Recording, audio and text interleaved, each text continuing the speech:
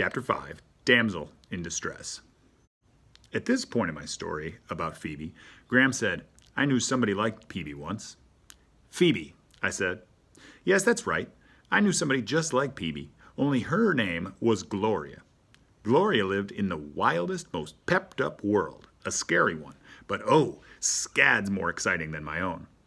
Gramps said, I remember Gloria. She's the one who told you not to marry me.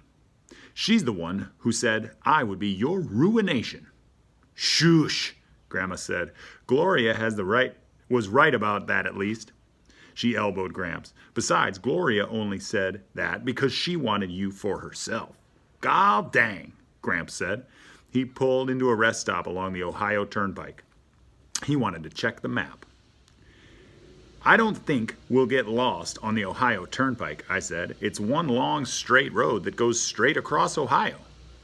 I did not want to stop. Rush, rush, rush, said the wind. The sky, the clouds, the trees. Rush, rush, rush. Well there, Chickabiddy. I only want to be sure, Gramps said. If all he wanted to do was check the map, that seemed a safe enough and quick enough thing for him to do. My grandparents can get into trouble as easy as a fly can land on a watermelon.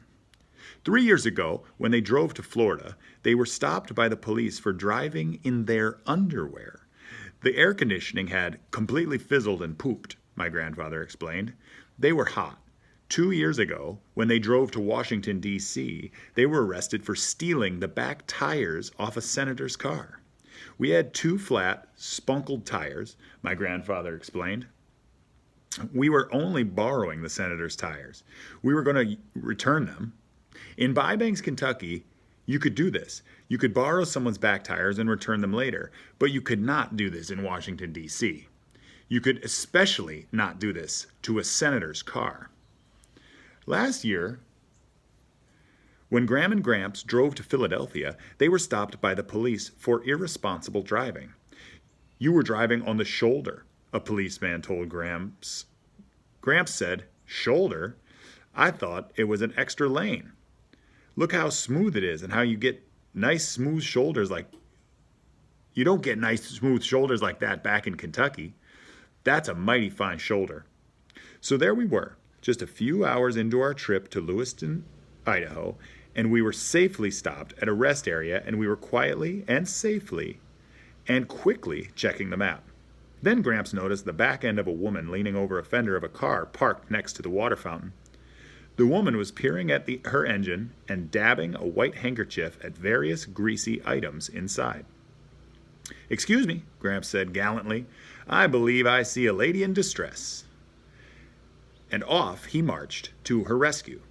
Graham sat there, patting her knees and singing, Oh, meet me in the tulips where the tulips do bloom. The lady's white handkerchief was now spotted with black grease dangled from her fingertips as she smiled down on the back of Gramps, who had taken her place leaning over the engine.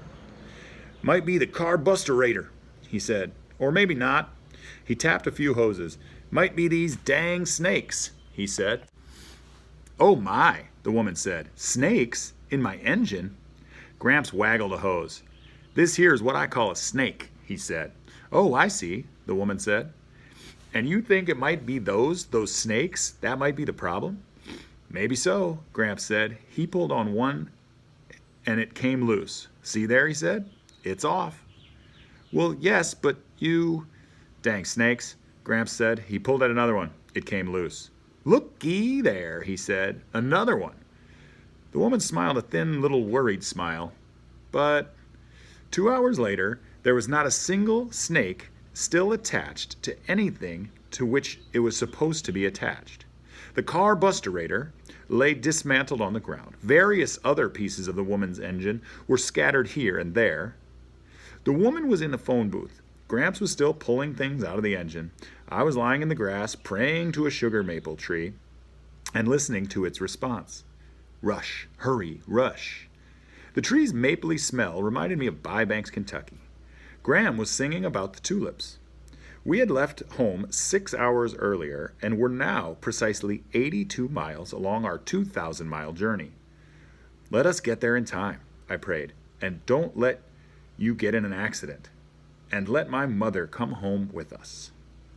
At last, the woman with the dismantled engine called a mechanic, who took one look at all the pieces of her engine lying on the ground and said, "You have a credit card?"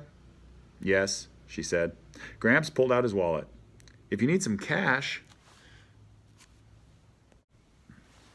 "Oh, thank you," she said. "That's very kind of you, but I'm all set." "Thank you for... She looked at all of the pieces of her car. "For everything. I'm sure you have to be on your way."